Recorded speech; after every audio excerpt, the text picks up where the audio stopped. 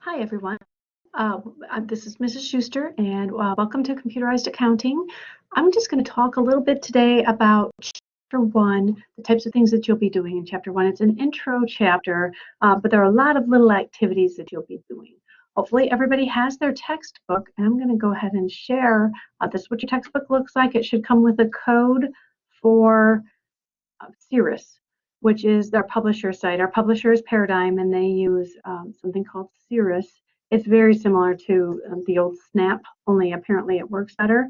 So I'm really excited about that. But really, in Chapter 1, let me go ahead and switch over to our application. I'm going to pull up Blackboard, and it will take me just a second here.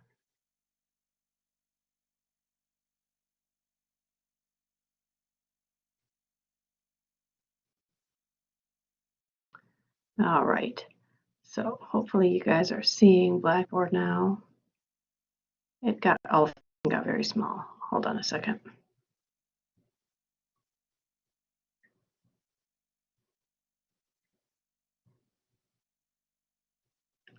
There we go. All right, so my menus are hidden. If this ever happens to you, just hover over toward the far left and it pulls up a tab. When you click on that, it'll open up your menu. So we've already talked a little bit about all of these items in here. I want to go down to Chapter 1. So the first thing in the book is a preface that talks about Cirrus and the types of things that you'll be doing in Cirrus. All you're going to do is in Blackboard, and it will take you to a link in Cirrus. So the very first thing in every chapter is our goals and objectives for that chapter, and then a list of the assignments. So this is the list of all of the assignments that you have and some instructions. Please read this every week. It might be different. It might tell you to do something different. I just want to make sure that you understand this. You can print these. You could copy paste it into another document to print if you need to. I'm going to go ahead and click on this folder. So the very first thing is watch my video. It is not listed here because this is the video, but you will see it as the very first item. I usually try to list those in order. The next thing is this watch and learn lesson, and it looks like several people have already done this. So what's going to happen is the first time that you click on one of these links for Cirrus, and it'll say QB20 usually, that'll take you to Cirrus, and it will ask you for your book code. So you don't have to do really anything special other than click on that the first time, enter your book code, and then you should be good to go moving forward. So this chapter, when you watch and learn, it's going to kind of talk about the different things about some different things about QuickBooks, and you guys can read that. I don't really need to go over the versions or anything like that. What I want to draw your attention to is on page 4. It has to do with installing QuickBooks. So you're going to download and install QuickBooks. There's some information also right here, student trial software. These are things that I want you to be aware of. So please read anything that I put in Blackboard. I don't put it there just because I want to duplicate information. A lot of times I'm clarifying some things that maybe weren't listed in the book or something like that. So you're going to go through the software. It's going to involve some sort of registration with Intuit. Intuit is the company that owns QuickBooks. And it should have you go through some sort of verification, and it may be prompted to upload a verification document. The main thing is that you get your program registered with QuickBooks, because if you don't, after the trial period, which I think is 8 to 14 days, I can't really remember, you will lose access to the software. So you definitely want to make sure you get it registered. So go through that process, make sure you get it registered, and then you're good to go for those 5 months. And that's talked about on page 4, and then on page 5, I think that's where it finishes. And then it walks you through opening QuickBooks. So I highly recommend that you kind of follow through. Don't just read the chapter and then go back and do it. Do it as you go along, as you're reading. Kind of make it an interactive thing for you. It's far less boring. But there's no reason to read it twice. When you get to the part where you have hands-on work, just open up QuickBooks and start working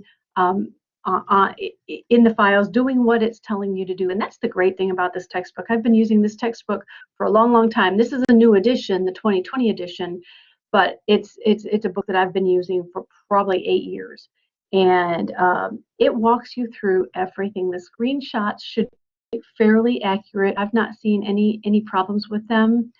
Since it's a new book, I haven't tested everything, so if you notice anything, please let me know.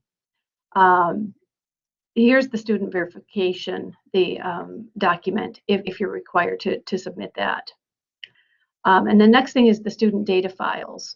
Here's some student trial software and some instructions from Intuit. And then we've got the student data files.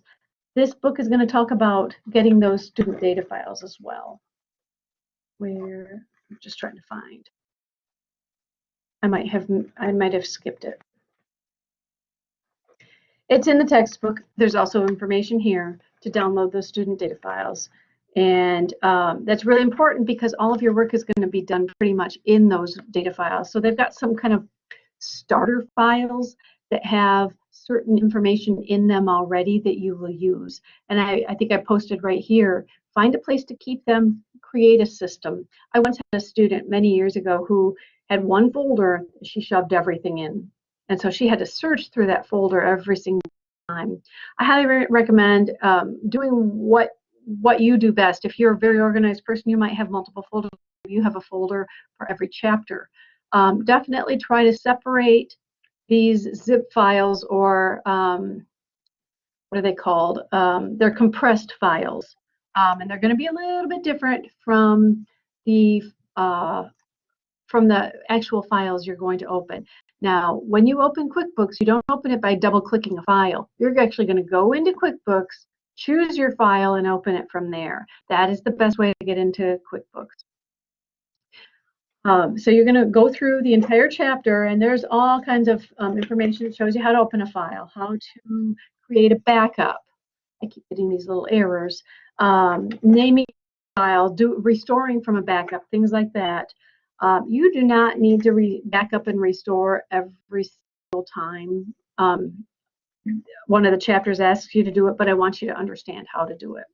Once you finish up the chapter, you're not required to do any of the chapter review or even any of the case problems in chapter 1. The main thing that I want to make sure is that by that due date, you have your data files, your book is ready to go, and your QuickBooks is ready to go. And remember, I've said this lots of times, if you're using a Mac, QuickBooks will not work on a Mac. So please try to find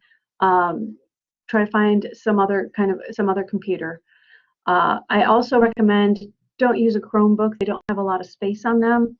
I had a student once who had a Chromebook, and he couldn't get it to work. Luckily it was a face-to-face class, and he was able to get QuickBooks loaded, or he was able to use it in the classroom. But we are not having any accounting classes on campus this semester, so you definitely don't want to try to rely on that.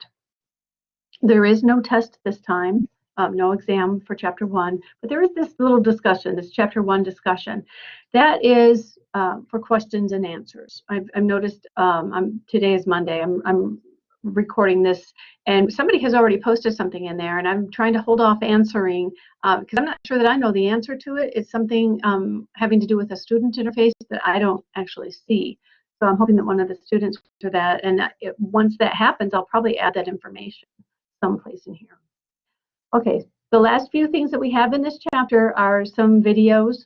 They're fairly short. One is a QuickBooks shortcuts video, and another one is a keyboard shortcuts. And I don't know if you've ever realized this, but when the more you use the keyboard and keep your hands off the mouse, quite often the faster you can be. The more you move over to the mouse, the more cumbersome things become. So I recommend that you watch this video, and when you're in QuickBooks, try to keep your hands off the mouse and use the tab button to get from field to field. Sometimes if you think you have to tab 10 times, that's kind of a hassle. You might want to move it.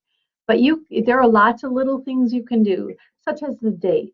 When you have to change a date, you don't have to click the drop down and choose your date. You can just type in what's today, the 20th, August 20th, 0820. If the current year is the current year. I think that we're working in a different year. So you, if it's 23, I think that might be the year that we're working in QuickBooks. So you do 082023, and it knows what to do. It'll create that date for you.